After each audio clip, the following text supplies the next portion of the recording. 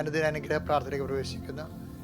കർത്താവെ, മഹത്തായ ഒരു ദിവസത്തിനായി നന്ദി പറയുന്നു ഈശോയെ. ഫെബ്രുവരി 16 ഇന്ന് കർത്താവിൻ്റെ ദിവസം, ഞായറാഴ്ച. അങ്ങയുടെ മക്കൾ കർത്താവിൻ്റെ ആലയത്തിലേക്ക് പോകാൻ വേണ്ടി ഒരുങ്ങുന്നവരുണ്ട്. രണ്ടാമത്തെ കുർബാനയ്ക്ക് പോകാൻ പോകുന്നവരുണ്ട്.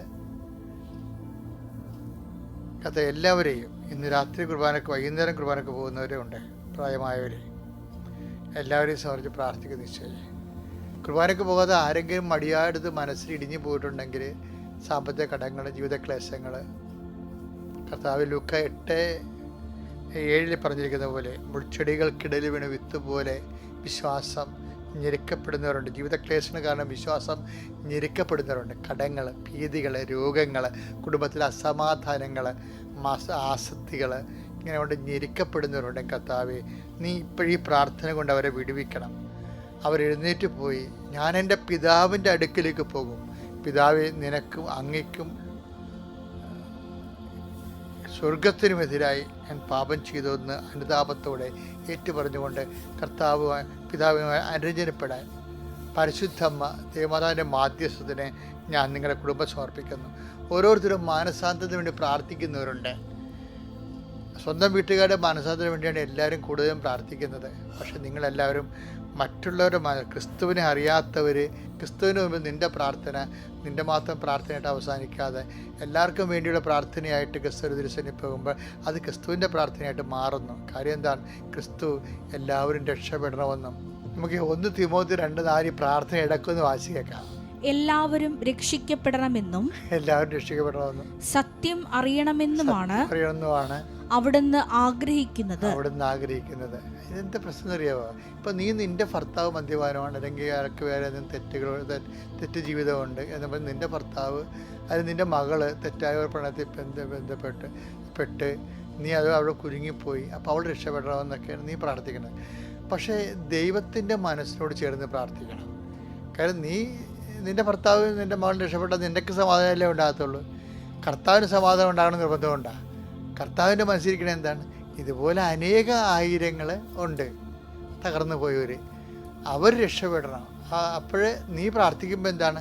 കർത്താവ്, എൻ്റെ ഭർത്താവ് മാത്രമല്ല, എൻ്റെ മകൾ മാത്രമല്ല, എൻ്റെ മകൻ, എൻ്റെ ഭാര്യ മാത്രമല്ല, മറ്റുള്ളവരും ഇതുപോലെ പ്രയാസം അനുഭവിക്കുന്ന മറ്റുള്ളവരും രക്ഷപ്പെടാൻ അവർക്ക് വേണ്ടി ഞാൻ മധ്യസ്ഥ വഹിക്കുന്നതെന്ന് പറയുമ്പോൾ തന്നെ, കുറേ നാൾ മധ്യസ്ഥ പ്രവർത്തി കഴിയുമ്പോൾ തന്നെ കർത്താവ് അവർക്ക് വേണ്ടി പ്രാർത്ഥിക്കാൻ ആരും ഇല്ലാത്തവർ സ്പോൺസർ ചെയ്ത് പ്രാർത്ഥിക്കുകയല്ലേ.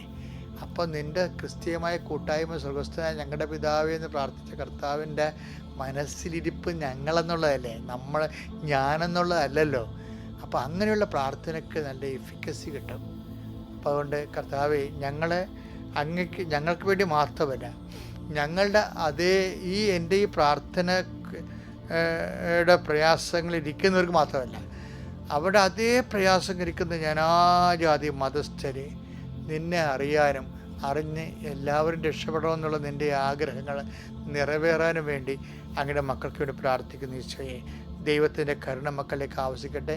എൻ്റെ കർത്താവിൻ്റെ ഉന്നതമായ നാമത്തിൽ, സഭയുടെ അധികാരത്തിൽ, കുരിശിൻ്റെ അടയാളത്തിൽ നിൻ്റെ അതേ ക്ലേശങ്ങളിരിക്കുന്ന എല്ലാവർക്കും വേണ്ടി പ്രാർത്ഥിക്കാനുള്ള പ്രാർത്ഥനാ വരം കർത്താവ് നിനക്ക് തന്ന അഭിഷേകം ചെയ്യട്ടെ. അതുവഴി നീ ഉയരുകയും വളരുകയും കർത്താവിൽ മഹിമയോടെ നിലനിൽക്കുകയും ചെയ്യുന്നിടത്തോളം കാലം ഈ കൃപ നിന്നെ പിന്തുടരട്ടെ. Lord, infuse your spirit of power and grace. Thank you. എൻ്റെ പ്രിയപ്പെട്ടവരെ, നമ്മൾ എടുക്കുന്ന വചനം എന്ന് പറയുന്നത് ഹെബ്രായ ലേഖനം 10:23 വായിച്ചു തുടങ്ങാം. നമ്മോട് വാഗ്ദാനം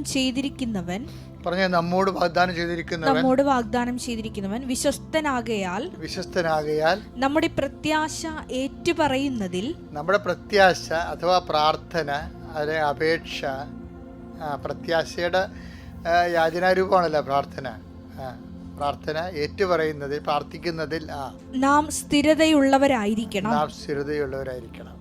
കഴിഞ്ഞാലേ ഇനി നമുക്ക് മാറ്റിപ്പിടിക്കാന്ന് പറയത്തില്ലേ, ആൾക്കാരുടെ ഏറ്റവും വലിയ പ്രശ്നമാണ് മാറ്റി പിടിക്കും. ഒരു വിഷയത്തിൽ തന്നെ ചില ആൾക്കാർ ഉടമ്പടി എടുത്തിട്ട് ആ വിഷയം തന്നെ പോയി ആൾക്കാർ അന്തോരിസ്വനാലിൻ്റെ പെട്ടിൽ എഴുതിയിടും. അപ്പോൾ ഉടമ്പടിയിൽ അവർക്ക് വിശ്വാസം അത്ര കണ്ട അറിവ് കിട്ടാത്തത് കൊണ്ടാണ് അവരിങ്ങനെ മാറ്റി പിടിക്കണത്. ഉടമ്പടി എന്തിനാണ് അടിസ്ഥാനപ്പെടുത്തിയിരിക്കുന്നത്? വാഗ്ദാനങ്ങളിലാണ്. വാഗ്ദാനത്തിൻ്റെ അടിസ്ഥാനം എന്താണ്? വാഗ്ദാനം ദൈവം നൽകിയത് എല്ലാ മനുഷ്യർക്കുമാണ്.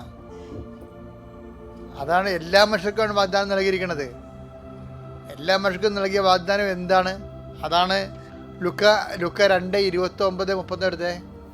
കർത്താവേ അവിടുത്തെ വാഗ്ദാനം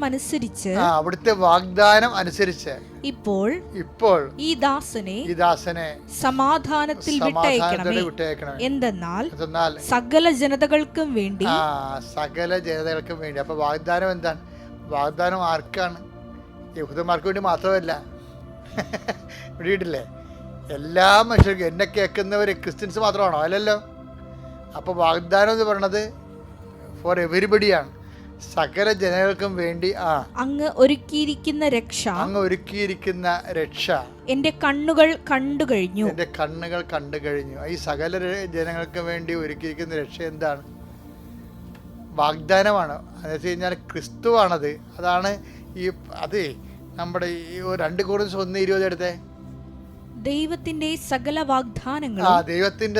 വാഗ്ദാനങ്ങളും ക്രിസ്തുവിൽ അതേ എന്ന് തന്നെയാണ്. അതുകൊണ്ട് തന്നെയാണ് ദൈവമഹത്വത്തിന് അവൻ വഴി ഞങ്ങൾ ആമേൻ പറയുന്നത്.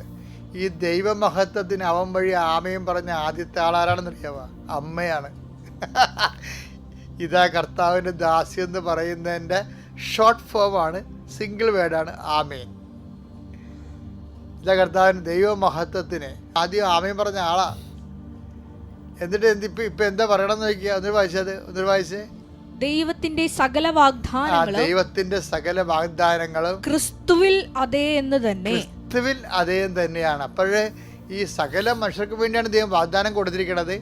എന്ന് സകല വാഗ്ദാനങ്ങളും ക്രിസ്തുവിൽ അതേ തന്നെയാണെന്ന് പറയുമ്പോൾ സകല മനുഷ്യർക്ക് വേണ്ടി കൊടുത്തിരിക്കുന്ന സകലവും നിറവേറാനുള്ള ഏക വാഗ്ദാനം എന്താണ്? ക്രിസ്തുവാണ്. മനസ്സിലായില്ലേ? അപ്പോൾ നമ്മൾ ഓരോരോ വിഷയങ്ങൾ ഇങ്ങനെ ആനുകൂല്യങ്ങൾ, ഔദാര്യങ്ങൾ എന്നൊക്കെ പറഞ്ഞ് കർത്താവിനെ എൻ്റെ പുറകെ നടക്കുമ്പോൾ ആദ്യം പ്രാർത്ഥിക്കേണ്ടത് എന്താണ്? കർത്താവേ, എന്നിൽ നിറയണമേ. കർത്താവ് എന്നിൽ നിന്ന് വസിച്ചു കഴിഞ്ഞാൽ സകല വാഗ്ദാനവും ഞാൻ നിറവേറുന്നത് തുല്യമാണ്. 8855 വാഗ്ദാനമുണ്ട് ബൈബിളിൽ മാത്രം. അപ്പോൾ അതെല്ലാം ഒറ്റ വാർഡിലാണ് നിലനിൽക്കുന്നത്. അതുകൊണ്ട് ക്രിസ്തുവിനെ നേടാൻ വേണ്ടി ഞാൻ സകലതും ഉച്ചിഷ്ടം പോലെ കരുതണം എന്ന് പറഞ്ഞതിൻ്റെ കാര്യം അതാണ്. എന്തെങ്കിലും വേദനയോ തള്ളിപ്പറച്ചിലോ അതുപോലെ തന്നെ ഒറ്റുകൊടുക്കലോ തള്ളിപ്പറച്ചിലോ ഒക്കെ വന്നാലും പിതാവേ അവരോട് ക്ഷമിക്കണമെന്ന് പറഞ്ഞുകൊണ്ട് പിതാവിനെ നേടാൻ വേണ്ടി ക്രിസ്തു രക്തസാക്ഷിയായതുപോലെയാണ് ക്രിസ്തുവിനെ നേടാൻ വേണ്ടി നമ്മൾ സകലത്തിലൂടെ കടന്നു പോകുന്നത്. അത് നമുക്ക് നഷ്ടമൊന്നുമില്ല ശരിക്കും പറഞ്ഞാൽ. പിന്നെ ഇത്തിരി പരിചരണം ആവശ്യമാണ്, ഇത്തിരി ട്രെയിനിങ് ആവശ്യമാണെന്ന് മാത്രമേ ഉള്ളൂ. വിശ്വാസത്തിൻ്റെ മൗലിക രൂപം മൗനമാണ്. വിശ്വാസത്തിൻ്റെ മൗലിക രൂപം മൗനമാണെങ്കിൽ മൗനത്തിൻ്റെ ആളായ്മ മറിയമാണ്. അതല്ലേ അമ്മ ഹൃദയത്തിൽ സംഗ്രഹിക്കുന്നത്.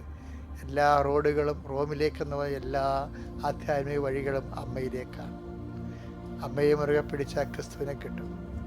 അമ്മയുടെ നിലപാടുകൾ, അമ്മയുടെ നയങ്ങൾ, അമ്മയുടെ കാലാവസ്ഥ ഭേദപരിച്ചുള്ള സമീപനങ്ങൾ ഒക്കെ നിങ്ങളെ നയിക്കുകയും ശക്തിപ്പെടുത്തുകയും ചെയ്യട്ടെ.